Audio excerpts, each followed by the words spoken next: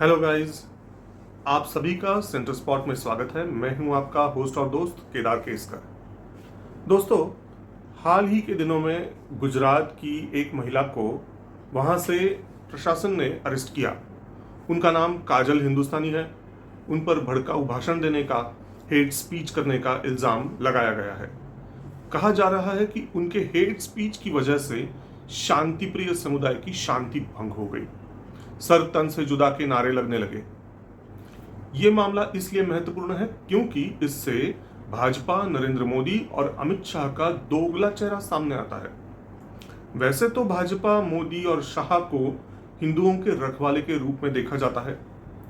विदेशी मीडिया में तो अभी भी इनको हिंदू सुप्रीमसिस्ट करके चिढ़ाया जाता है। लेकिन वास्तविकता क्या है मित्रों? वास्तविकता अलग है। क्या है कि कोई अगर हेट स्पीच देता है और उससे लॉ एंड ऑर्डर का मसला अगर खड़ा होता है तो जरूर उस पर कार्रवाई होनी चाहिए। लेकिन ऐसी कार्रवाई के समय कोई भी पक्षपात नहीं होना चाहिए, भेदभाव नहीं होना चाहिए। किंतु मुनव्वर फरूकी हमारे प्रभु श्री राम और सीता मैया के खिलाफ उनके दिल में जो आए दनाते हुए जहर उगाल लेते हैं। तो मुनव्वर पे सरकार कोई कार्रवाई नहीं करती। साधुओं की महाराष्ट्र में निर्मम हत्या हुई, उस पर भी सरकार चुप रही। विरोधक थे भाजपा। लेकिन अब तो आप सरकार में हो, उस विषय का क्या हुआ? नुपुर शर्मा और नवीन जिंदल पर भारतीय जनता पार्टी बड़ा एक्शन लेती है, लेकिन उन्हें उकसाने वाला आदमी काशी विश्वनाथ के बारे में नेशनल टीवी पे कुछ भी अनाप शनाप बक देता है, लेकिन सरकार केवल देखते रहती है। बंगाल में 2 वर्ष पहले हिंदुओं के खिलाफ इतना बड़ा नरसंहार हुआ, लेकिन भारतीय जनता पार्टी, मोदी जी, शाह जी और उनकी केंद्र सरकार इस पर मूक दर्शक बनकर बैठ रहती है। देश की राजधानी दिल्ली में शाहीन बाग दंगे होते हैं, उसमें शांतिप्रिय समुदाय के लोग एक सरकारी अफसर की निर्मम हत्या करते हैं, लेकिन सरकार टस से मस नहीं हिलती। और मजे की बात यह है कि जब कभी ऐसा होता है और केंद्र सरकार कुछ कार्रवाई नहीं करती, तब सरकार के कुछ ना करने का समर्थन किया जाता है। यह एक बड़ी अजीब सी बात है। और यह कैसे किया जाता है समर्थन? अपोजिशन वाले तुम्हें उकसा रहे हैं, तुम्हें भड़का रहे हैं, लेकिन तुम भड़को मत, क्योंकि अगर तुम भड़क गए तो दंगे हो जाएंगे, आग लगेगी, कयामत आ जाएगी। भारत नफरत की आग में जल जाएगा और फिर हमारा बड़ा आर्थिक विकास रुक जाएगा, कोई इन्वेस्टमेंट नहीं होगी। और ऐसा बिल्कुल ना हो, इसलिए तुम हिंदुओं एक तरफा सब कुछ सहते रहो। इसके खिलाफ ना हम तुम्हें कुछ करने देंगे और ना ही हम कुछ करेंगे। ये ऐसा सारा दुनिया भर का चूरण भाजपा वाले हिंदुओं को खिलाते हैं। यही चलते आ रहा है 2014 से लेकर आज तक। 2014 से लेकर आज तक लगातार 2 बार हिंदुओं ने अपनी आंखों पे पट्टी लगाकर पूरे विश्वास से, पूरे लगन के साथ मोदी और भाजपा को वोट डाला और तभी तो उनको सत्ता में बिठाया। लेकिन उसकी कीमत भाजपा वालों ने कैसे चुकाई? हिंदुओं के पीठ में खंजर थोपकर। दिन ब दिन लव जिहाद के केसेस बढ़ रहे हैं, हम देख रहे हैं। ये डरा धमकाकर और लालच दिखाकर धर्मांतरण किया जा रहा है, चादर हो या फादर हो, ये तो सिलसिला चलता जा रहा है। लेकिन आपने इस पर कुछ किया?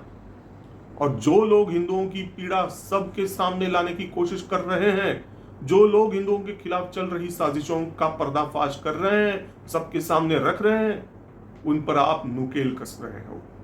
अजीब बात है ये। पहले साध्वी प्रज्ञा, फिर बहन नुपुर और अब बहन काजल को भाजपा, मोदी और शाह ने बलि चढ़ा दिया है। किसको खुश करने के लिए? किसके तलवे चाटने के लिए? आप लोग तो कांग्रेसियों और वामपंथियों की आलोचना करते थे। एक जमाना था कि आप कहते थे कि ये पार्टियां मुस्लिम तुष्टीकरण करती हैं, वोट बैंक पॉलिटिक्स करती हैं। तो अब क्या हो गया आपको? आप भाजपा वालों क्या कर रहे हो अब? क्या आप उनका तुष्टीकरण नहीं कर रहे हो?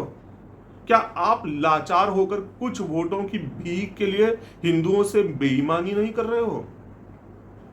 एक वो असम के हिमंता बिस्वा शर्मा और यूपी के वो योगी आदित्यनाथ, इन दोनों को छोड़कर भाजपा में हिंदू हित की बात करने वाला और हिंदू हित का काम करने वाला कोई माई का लाल नेता दिख नहीं रहा। पार्टी विथ डिफरेंस की ऐसी पतली हालत हो गई है,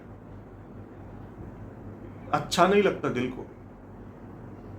कोई जो भी कहे, लेकिन हिंदुओं के नजरिए से देखा जाए तो आज की तारीख में स्थिति क्या है? क्या हिंदू हित के लिए लड़ने वाली कम से कम एक पॉलिटिकल पार्टी भारत में बची है? दोस्तों, मेरा ऐसा मानना है कि आज की तारीख में हमारे देश में हिंदुओं की बुलंद आवाज बनने की ताकत हिमाकत रखता हो ऐसा एक भी राजकीय दल दिखाई नहीं दे रहा मुझे। भाजपा ने तो हिंदुत्व छोड़ दिया है ऐसा लग रहा है। संघ ने भी ऐलान कर डाला है कि अयोध्या के बाद, राम मंदिर के बाद हम और किसी भी मंदिर निर्माण आंदोलन में शामिल नहीं होने वाले।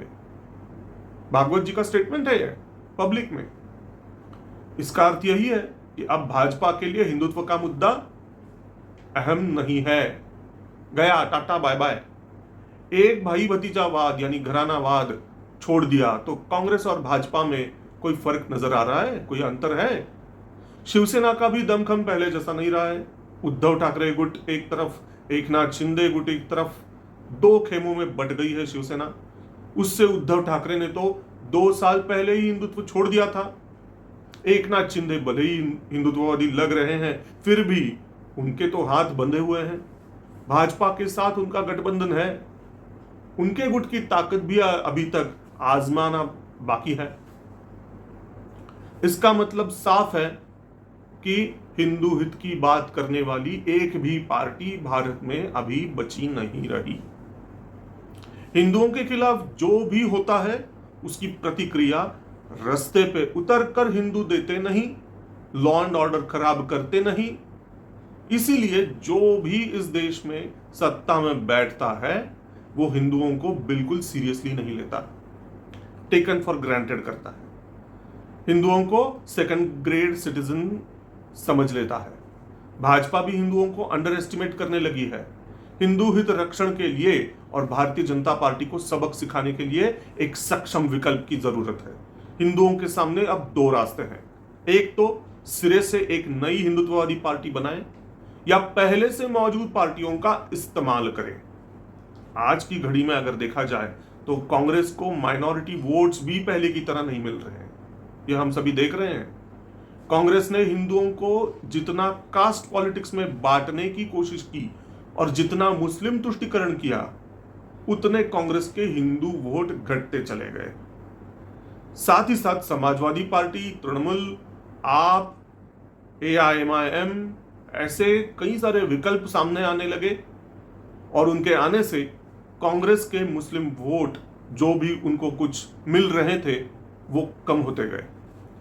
राहुल बाबा के भारत जोड़ो यात्रा से भी इस स्थिति में सुधार होने की कोई संभावना नजर नहीं आ रही है।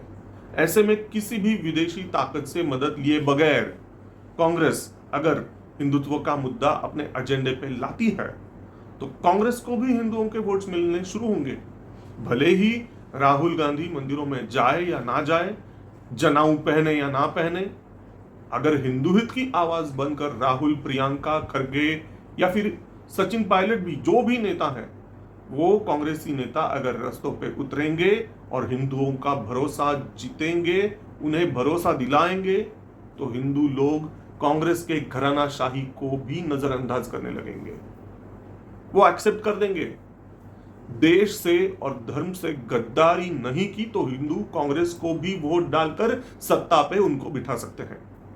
इतना ही नहीं, जिस किसी भी दल को अगर चुनाव जीतने हैं, सीटें जीतनी है, सत्ता हासिल करनी है, तो मुस्लिम तुष्टीकरण छोड़ना पड़ेगा। या आप ध्यान में सुन लो, ध्यान में रख लो ये बात, हिंदू तुष्टीकरण का आरंभ करना पड़ेगा। विदेशी ताकतों से मिली भगत जो छोड़कर स्वदेशी राजनीति अपनानी पड़ेगी। अगर ऐसा किया तो आपके पार्टी की कोई भी विचारधारा हो, हिंदू आपको जिताएंगे। नेताजी सुभाष चंद्र बोस कौन थे? क्या वो हिंदुत्ववादी थे? बिल्कुल नहीं। वो तो वामपंथी थे, समाजवादी विचारों के थे वो। फिर भी आज भी हिंदू लोग उन्हें चाहते हैं भगवान की तरह। भगत सिंह, चंद्रशेखर आजाद, महाराष्ट्र के पांडुरंग खानखोजे, ये सारे वीर वामपंथी थे, सोशलिस्ट थे, कम्युनिस्ट थे। फिर भी आज भी हिंदू उन्हें आज भी चाहते हैं। टुकड़े टुकड़े गैंग से अगर रिश्ता तोड़ दिया, अमेरिका हो, यूरोप का कोई भी देश हो, चीन हो, रशिया हो, पाकिस्तान हो, इनके समेत हर प्रकार के विदेशी हस्तक्षेप का त्याग किया, तो जाहिर सी बात है कि हिंदुओं के वोट आपको मिलते रहेंगे। आपको हिंदुओं का ख्याल रखना होगा, हिंदू आपका ख्याल रखेंगे। सिंपल सी बात है। आम आदमी पार्टी हो, समाजवादी पार्टी हो, कम्युनिस्ट पार्टियां हो, कोई भी XYZ पार्टी आपकी हो, आप अगर हिंदुओं की खातिरदारी करेंगे तो हिंदू आपको जीत दिलाएंगे। यह बात ध्यान में रखिए। वैसे चुनावी राजनीति तो चलती रहेगी अपने अपने तरीके से, लेकिन काजल बहन, आप ऐसे ही शेरनी की तरह दहाड़ मारते रहना, हमारा आपको हमेशा से समर्थन रहेगा। तो दोस्तों, आज का ये वीडियो आपको कैसा लगा? इसमें जो मैसेज मैंने आपको दिया है वो आपको कैसा लगा? अगर आपको अच्छा लगा हो तो कमेंट सेक्शन में कृपया अपनी राय छोड़ देना और सेंटर स्पॉट को सब्सक्राइब करना, साथ में उसका वो बेल आइकन भी दबाना, वीडियोस को लाइक करना और अपने दोस्तों को, परिवारजनों को शेयर करना मत भूलना। तो मिलते हैं अगले वीडियोस में, तब तक के लिए गुड बाय।